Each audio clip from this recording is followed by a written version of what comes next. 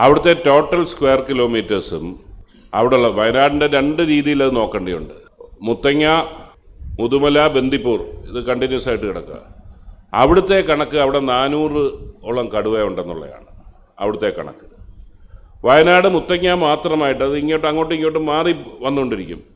മുത്തങ്ങ മാത്രമായിട്ട് നേരത്തെ ഉണ്ടായിരുന്ന കണക്ക് 120 കടുവയായിരുന്നു അല്ലേ? ഏത് വർഷമായിരുന്നത്? 5 വർഷം മുമ്പ്. അതാണ് ഞാൻ പറഞ്ഞത്. ബിറ്റ്വീൻ ദ 3 ടുഗദർ 400 ആണ് കണക്ക്. It is 400. ഇത് 120 നേരത്തെ ആയിരുന്നു. ഇപ്പോഴത്തെ ലേറ്റസ്റ്റ് കണക്കിൽ 80 ഉള്ളൂ.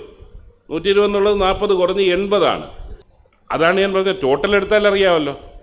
അല്ല, എന്താ പറയാൻ മിനിസ്റ്ററുടെ ആ പ്രസ്താവന അതൊരു പാനിക് ക്രിയേറ്റ് ചെയ്യും. അതാണ് പ്രശ്നം. കാരണം അവിടെ കടുവകൾ കൂടുതലുണ്ടെന്നും ജനങ്ങൾ കൂടുതൽ പരിഭ്രാന്തരാനുള്ള ഒരു കാരണം വരികയാണത് അങ്ങനെ പറയുമ്പോൾ.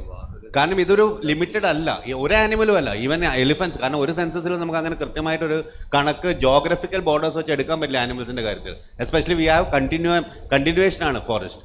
ഞാൻ പറഞ്ഞതേ ഞാൻ പാനിക് ആക്കാൻ വേണ്ടി പറഞ്ഞതല്ല, ഞാനത് പിന്നെയും നോക്കിയതാണ്.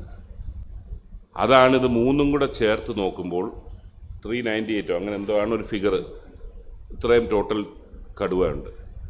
അതിൽ അവസാനത്തെ കണക്കിൽ വെച്ച് 80 കടുവ മുത്തങ്ങയിലുണ്ടായിരുന്നു. ഇതെല്ലാം എസ്റ്റിമേഷനാണ്, ഞാനത് സമ്മതിക്കുന്നു. പ്രോപ്പർ ക്യാമറ ട്രാപ്പും പല രീതിയിലുള്ള പറഞ്ഞു തീർത്തിട്ട് എസ്റ്റിമേഷൻ വെച്ച് ടോട്ടൽ സ്ക്വയർ കിലോമീറ്റേഴ്സുമായിട്ട് ഡിവൈഡ് ചെയ്യുമ്പോഴാണ് ഇതുണ്ട്. എന്താണേലും അവിടെ ടെറിട്ടറി പാനിക് ചെയ്യുന്ന പറയുമ്പോൾ ഈ ടെറിട്ടറിക്ക് വേണ്ടി ഫൈറ്റിൽ കുറേ ചാവും. അത് ഓട്ടോമാറ്റിക്കായിട്ട് 50% ചത്തിയത്ത് പോകും എന്നുള്ളതാണ് ഒരു കണക്ക്. അതകത്ത് തന്നെ സംഭവിക്കുന്നത്.